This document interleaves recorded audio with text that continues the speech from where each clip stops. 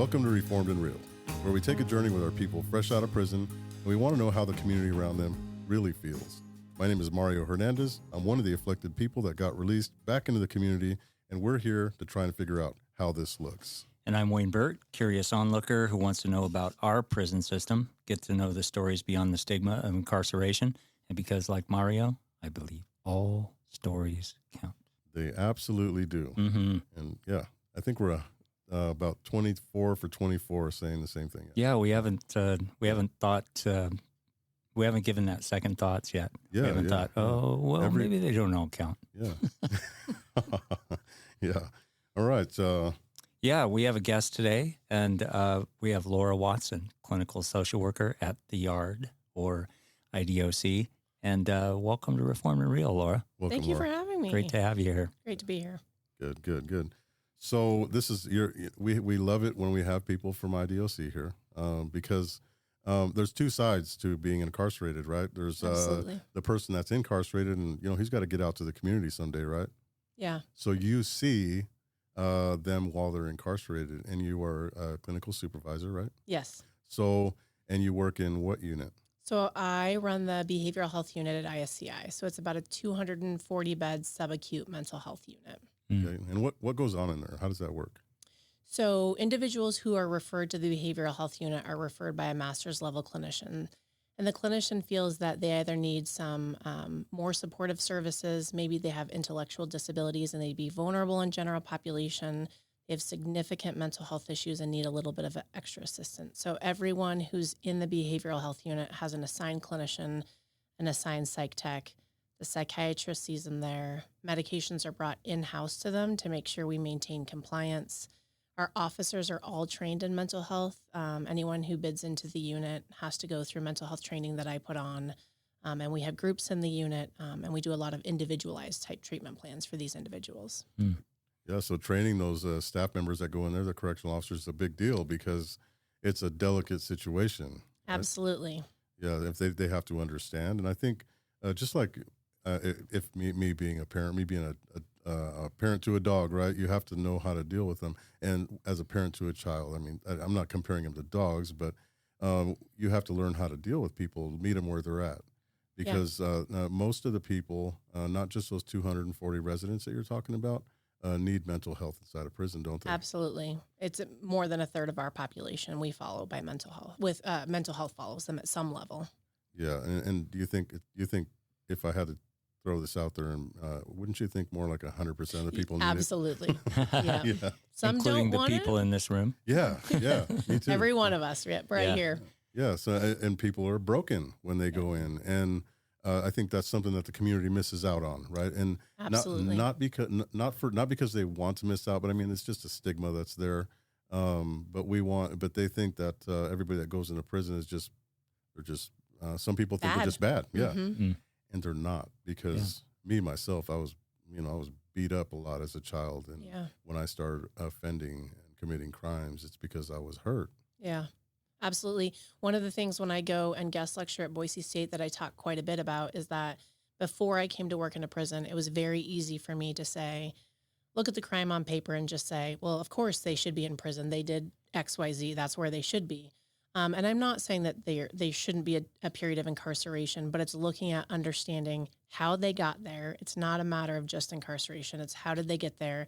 How are we going to help break the cycle? Even those who have significant sentences, they also deserve to help break the cycle, even if their community is only incarceration, even if they have life without parole. There's still a community in there that they're a part of. Yeah, so they have to make it better from the inside. Yeah, right? Absolutely. For everybody. For the long-termers and the short-termers especially, right? We want people to get out better, and their environment means everything. Yeah. And in the unit, is that part of the work that you do? Is you get down to the essence of people's stories and help develop treatment plans in that fashion? Yeah, we have.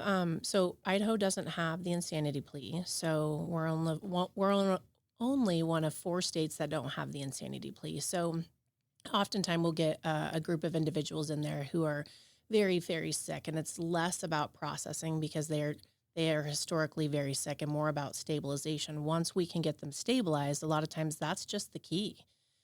Getting them stabilized, helping them understand that they need mental health treatment. And then a lot of them become completely functioning members, in the institution when they get out of prison. And then there's others who have much deeper stories, who have much more work to do. And, you know, in a perfect world, everyone would be provided with therapy. It's not a perfect world, both inside and outside of prison. Yeah. So some of it's some short-term educational things, and others receive a little bit more in-depth treatment. So when you encounter certain groups of people, how many of them have never received any kind of counseling or therapy? With a lot of the individuals that come into my unit in particular, they have a long history of mental health struggles and a long history of treatment. The challenge is they have both a long history of treatment and subsequent substance abuse issues. So it's really hard to do true treatment when you're high, right? Like you're just kind of scratching the surface. You're trying to put the Band-Aid on it. And so a lot of them have been in a long history of mental health treatment, but truly haven't done it sober, haven't done it with supports, haven't done it kind of the right way, right? Or the healthy way to do it. And then there's other individuals that, whether it's historically with family, whether it's, you know, the way in which they were raised, or just the stigma that mental health treatment, we don't talk about it, I'm fine. But that's also how we get to the cycle of substance abuse. I'm fine, but if I use this, smoke this, drink this, I'll feel better, right? Because ultimately I'm not really fine. Yeah. It's a hard balance, right? And it's a hard pattern to break, right? Yeah. So you have a more neutral platform to deal with people in many cases, because you're not fighting that extra tide of addiction. Yep. But you have to unravel I would question that a little bit. It would be both at the same time. I mean, ultimately, as with anything, there's a lot of levels of addiction. And sometimes that addiction is even things like self-harm I consider addictive, because it hits a lot of the same receptors as substance use does. So we self-harm to make the emotions go away. And there's always access to something in prison, you know, unfortunately. And so sometimes it is even hard finding true sobriety there. Yeah. And some people's background, I mean, is so ingrained in who they are today, like myself. You know, the level of abuse that I endured, right, made me who I was, and still to this day, and I still feel it today. But now I feel, you know, I'm better about it. I understand myself more. But some people are just so much in pain that it's hard to get through that wall that people put up. And it's easy to put up that wall when you're one of us. Yes. Very easy. And that's got to be frustrating for you. You probably come upon that a lot. Yeah, and I think the other really difficult part is if you're doing true mental health treatment and true therapy, it always gets worse before it gets better. And that's really hard to sell to someone who can easily take something to make the emotion go away. And now I'm going to say, don't take anything. And I'm going to make you talk about all of the horrible things that you've gone through. I'm going to talk about the horrible choices that you've made. We're going to go through the shame and guilt that you feel. You need to do it sober. You need to do it without a lot of supports. You need to do it in a prison environment where you're not going to necessarily go back to your room and journal or cry. I would love that, but not everyone's going to do that. And so you already have all of these roadblocks in front of them. So sometimes mental health treatment within an incarcerated setting is very difficult because of those things. There's no safe space, right? What do you think the percentages of people that are damaged inside a prison, and not just the behavioral health unit, but all over, that have went through something traumatic? I mean, this is not anything like I'm coming up with real statistics, but I would say at least 75% of our population, and just with the people that I deal with, it's a pretty good portion. And sometimes even incarceration itself can be really traumatic. If you're arrested at a very young age and you get taken away from your family, you know, a lot of kids go through incarceration in the juvenile correction system. They don't have a lot of family support. So even though the trauma may not necessarily be, you know, like a death or abuse or anything sexual, sometimes trauma is the loss of significant importance in your life, right? And sometimes people grow up with just surviving. Yeah, that's a really a big deal for those of us that me. When I say us, I mean me, because I still, as much as I get people tell me that they don't think I should be identifying myself as still a prison number, I still do, because so that's what, when I say that we, that's what I mean is like we're that way. We're hurt. We don't know how to manage anything, and we've been through so much. And I'm I'm gonna up your bid. I'm gonna say closer to like 90 or 95% of the people have been through something traumatic. And some people just don't know that it's traumatic until they do go through the program, like at the BHU or any one of the programs at the facilities where they can actually identify that, hey, you know what? I did go through some stuff.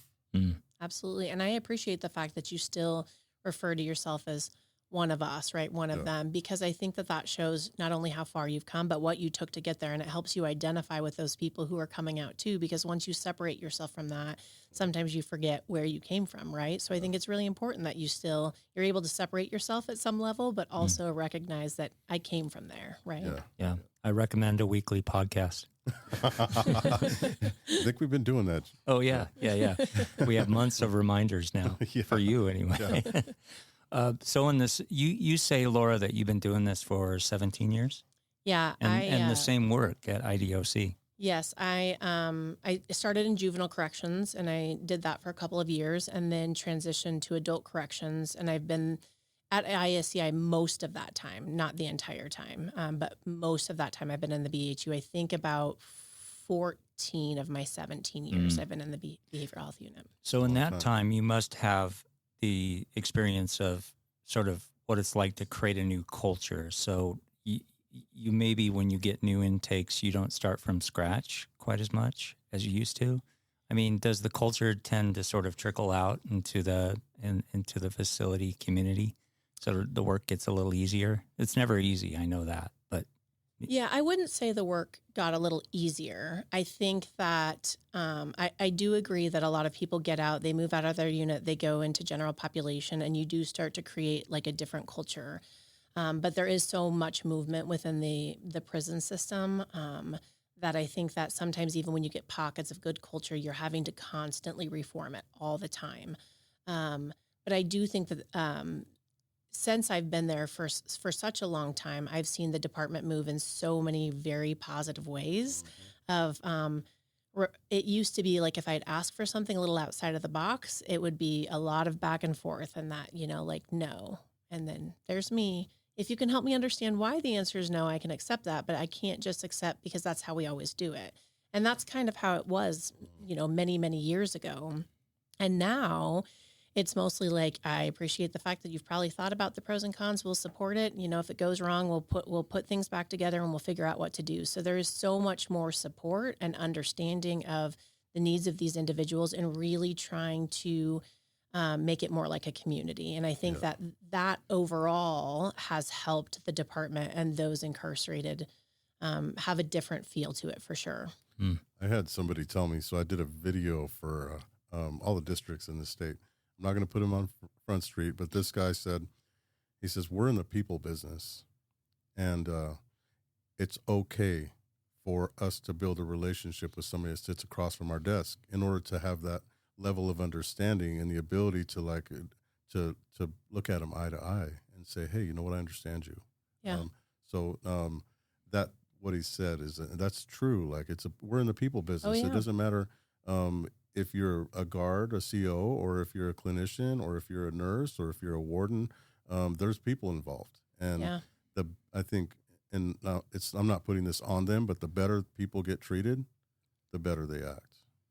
I 100% agree with that. You get in what you put out, right? And I think that when you start to create a culture where there's mutual respect, and part of that mutual respect is, for me personally, is I will call you out. Yeah. That doesn't mean I don't care, but just because I care doesn't mean I'm going to let things pass. And so it's kind of a running joke. Many residents in the BHU call me Mama Watson because I'm kind of like a mom where you don't want to you don't want to make me mad because Mama Watson will come at you and she'll hold you accountable. And at the same time, if you want to come to my office and you want to cry, and that's how many of our therapists are, like, we will hold you accountable and, we will make you toe the line. And also we will be there when you want to come in, when you want to cry, when you want to process. And it's when you are ready, because oftentimes we can provide them the resources and they won't engage. And there's only so much we can do, right? You have to be ready, just like I'm sure you can attest to when it comes with addiction. Doesn't matter how many times someone says, stop using drugs, right? Until you're ready, you are going to keep using drugs. Let's go back. How did you get started Where are you from? Tell us a little bit about your story, and then how did you get into this line of work? I kind of fell into it, to be quite honest. I started doing private practice and doing a little bit of everything. I did individual therapy. I ran a clinic. I did CBRS in the community. And I had been at the same place for a very long time and decided I wanted to try something new. And so at the time, the juvenile corrections had an opening in the Solutions program, which was a dual diagnosis mental health substance abuse program. It was brand new. And I went there for a couple of years. And it really wasn't my cup of tea. And mostly, and I think this is the same as we talk about my role into adult corrections, but it was mostly because we'd spent all this time providing all of this assistance and deep therapy to these individuals who kind of got out to the same dysfunction. And out of the 12 juveniles I started with in that program, male juveniles, I've seen 11 come through the adult correction system. And so, and a part of that is the lack of supports upon release, right? And when you're dealing with kids, you have a little bit less control over that. And so there was an opening in adult corrections, and I'm like, well, I might as well try that. Like, I kind of like the corrections aspect, and got hired. And honestly, it's been a calling. I even left for a small period of time a few years ago. I'm like, I've been there for, I think it was about 14 years at the time or 13 years at the time. And I said, maybe I should try something new. Like, I've been there forever. Maybe I'm getting a little rusty, and left and did some more juvenile things, and came back. And it's really been my home. It's where I feel connection. It's where I feel peace. And it's really where I feel so convicted in changing the narrative of those who are incarcerated, and that they deserve all of the help and treatment regardless of the choices that they've made. That doesn't negate someone's ability to have treatment. So that's how I found myself in corrections. Yeah. You feel that pull inside. Absolutely. Yeah. That's the bellwether of doing what you love. That's great. Are you from Boise? I'm from Idaho. Yeah. I grew up in Twin, and then I've been here for... that's my hometown. Oh, I've boy. been here for 20-something years. Boy, it ends up well for twin people. Yeah, circled back. Yeah. You know, we were talking about it during the break, that when people call you mom, Yeah. that's important because do you feel really good when people do that? Isn't that good? Yeah. Yeah. It's a really good feeling because I do, I'm a mom as well. And so, and I know part of being a mom is having that balance of, love and concern and care, and also, accountability. And How many times have you seen the look that somebody really feels good about you caring? I am blessed to say I feel like I get a lot from my job. I really feel that in return. I've cried with residents. I've been there with them. I've gone to their graduations, and you do take ownership in that. Like, we work together, right? Like, I was your support. I was the person you found. And it could be anyone else. It's not because I'm good at what I do. It's because sometimes someone listened and someone cared. But sometimes it could be anyone. And I just happened to be the vessel, is what I tell the inmates who are leaving, who are always like, thank you so much if it wasn't for you. And I say, and my clinicians say the same thing, it's not me. I was just the vessel. You did all of the work. We just provided a little bit of that foundation for you. Yeah. When you're talking to somebody inside a prison, do they talk different than somebody out in the community? Yes, and I have realized I don't think I could ever be a community clinician again because I always say I don't know how to be nice, but it's just a different kind of nice. It's just raw and real. And sometimes, like when I go to therapy, I don't want my clinician to be mean to me. And sometimes I feel like I'm mean, but I'm mean in a sense of like, we don't have a lot of time. So we really have to get to it because you're going to get out soon. Yeah. And so I can't spend a year like, fluffing around things. Sure.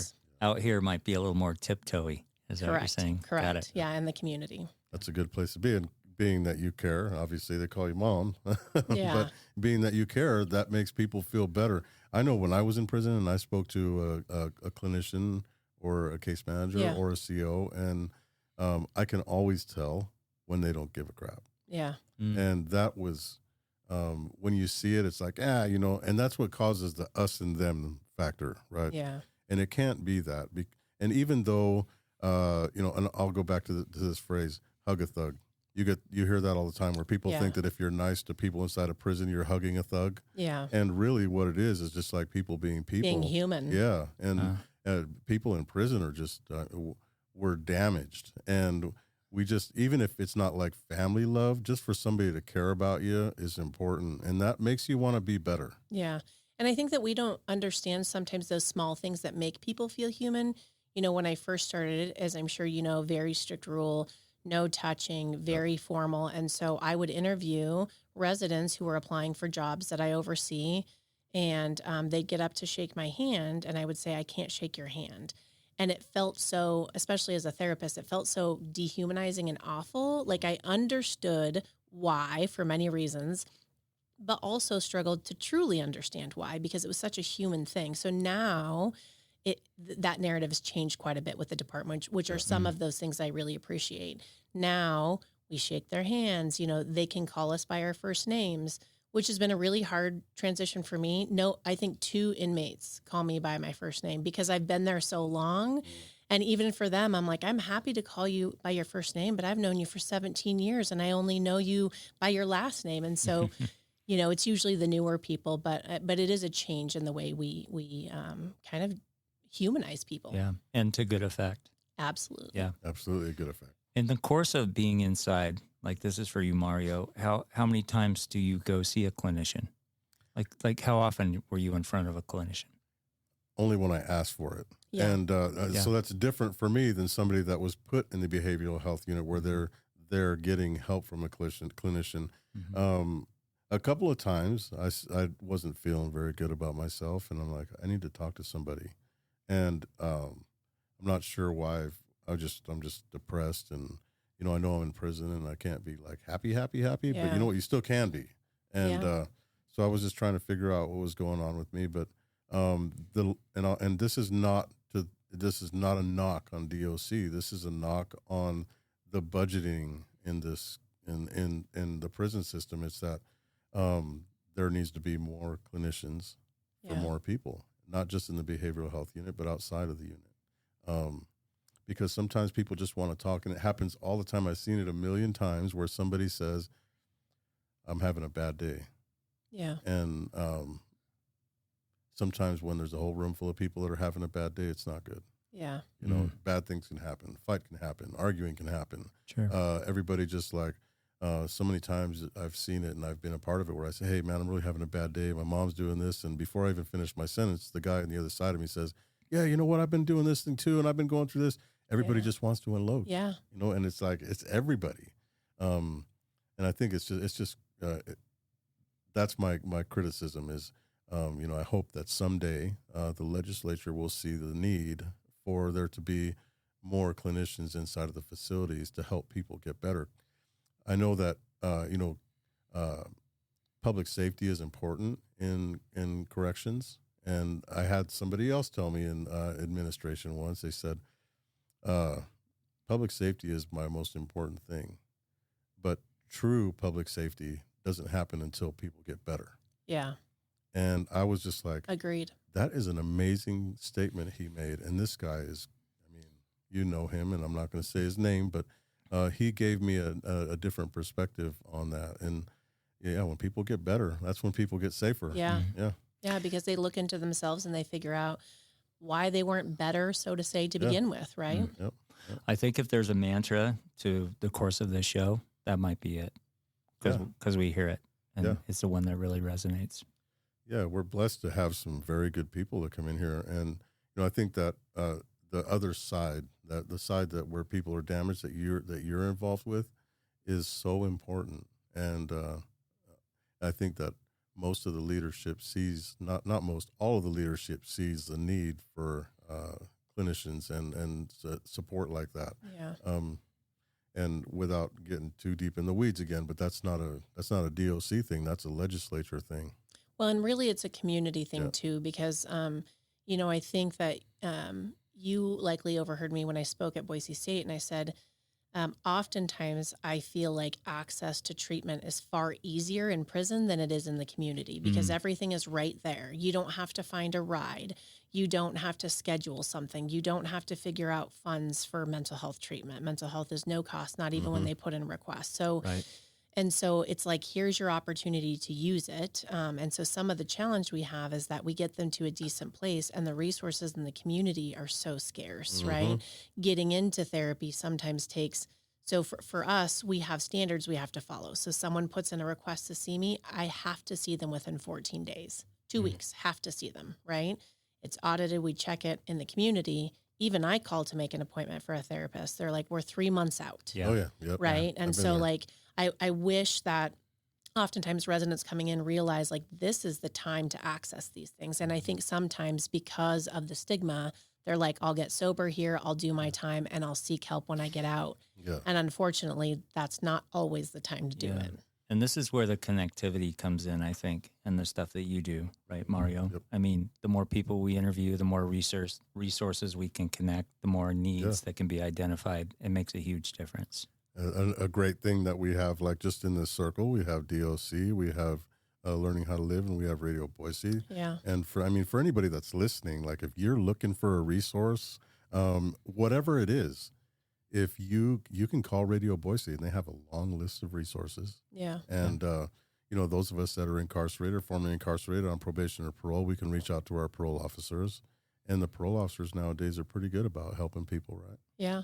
And I think that's where a lot of that training has come in, is just helping people understand that, mental health is normal for everyone. Everyone struggles. It's not just the mental health issues. We all have human emotions that we have a hard time with, and we all need support and we all need resources. Yeah. So Laura, BHU has grown quite a bit. You're able to do some things that you weren't able to do before. You're very satisfied with your work. Where do you hope it heads? I think, I've spoken to this in many aspects, but I think what I hope is not only for our incarcerated folks getting out, but when I have opportunities like this, my goal is to change the narrative. It's to help the community, the broader community, understand that, people who are incarcerated are not bad. People who are incarcerated have made some bad choices or have made some poor choices, but I firmly believe we're all one poor choice away from being incarcerated. Mm-hmm. And so I think part of where I hope this goes is that the communication and the conversation continues where, as we were speaking about before the show, that when someone says, can they work there? Can they live there? Now, if I'm a business owner or I'm an apartment manager, now I have a second thought of like, well, I guess maybe they're not that bad, right? Yeah, Maybe this is something that I had in my mind because I watch Lock Up Raw every day. And that's kind of the picture of what I think of incarceration. That's what I thought before I went in. And I was like, what is this place, right? That's what I thought before the tour, a Yeah. little bit. Yeah, I took him to a tour with Chad Page. Yeah. It was pretty cool. Yeah. Yeah. I went back into the 15 house. Now it was, how it's quiet in there. Yeah. And I was like, and he's like, "Ooh, it's quiet in here." I'm like, "Yeah, it's weird." when you're inside of the cell 23 hours a day, it's like you're looking out the window and you're like, What's "Oh my going gosh, on? what's going on? Where am I going?" Who am Took I you gonna back see? some places, didn't it? Yeah. I felt a little weird after it. Yeah. So, if you had anything to tell people out there that are listening, whether it's a community member, somebody in active addiction, a family member of somebody that's in prison, what do you got to say about mental health and the help that you give in the prison? I think a really big thing that I want people to take away is that if we just work as mothers, fathers, sisters, brothers to normalize mental health, to say it's okay to reach out for help. If your child calls you and they're on the other side of the fence and they say, I'm struggling, rather than just saying, you're going to be okay, open that door to say, go ask for help. Seek help, encourage it, because I think when we have family members who maybe never encouraged it before and now they're starting to encourage it, even if maybe they wouldn't go do it on their own, but they're starting to normalize it, then we make it normal. We make mental health treatment normal, and it's not something that's so stigmatizing. Working with males, we have a long way to go. Yeah. I mean, unfortunately, we have a very long way to go. It's still very stigmatized. And so I would love everyone to just have that communication. Are you doing okay? Not just calling and say, what happened at prison today, but that simple, like, are you doing okay? Can I help? Just normalizing the emotional conversation. That's a pretty amazing statement. Yeah. It is. Once a family can help that process, and, not everybody's got healthy families out there, but I think that just hearing this and maybe hopefully it puts a bug in somebody's ear. Yeah. Because we all, we're all here together. People got to get out sometime and be your neighbor and being vulnerable, yeah. right? Yeah. So like, even if I'm on the other line and I'm the parent, maybe if I'm the one to say, I'm having a hard day today, I'm feeling kind of crappy today, like I was a very stressful day. So if I start to make the emotional conversation more normal, it helps people be more vulnerable. And we just have to really get into that vulnerability with all of us. You're here. You said something really awesome a little while ago. We're getting close on time, but you said that the juveniles get out and they have to go back to the same environment because they don't have much of a choice. Yeah.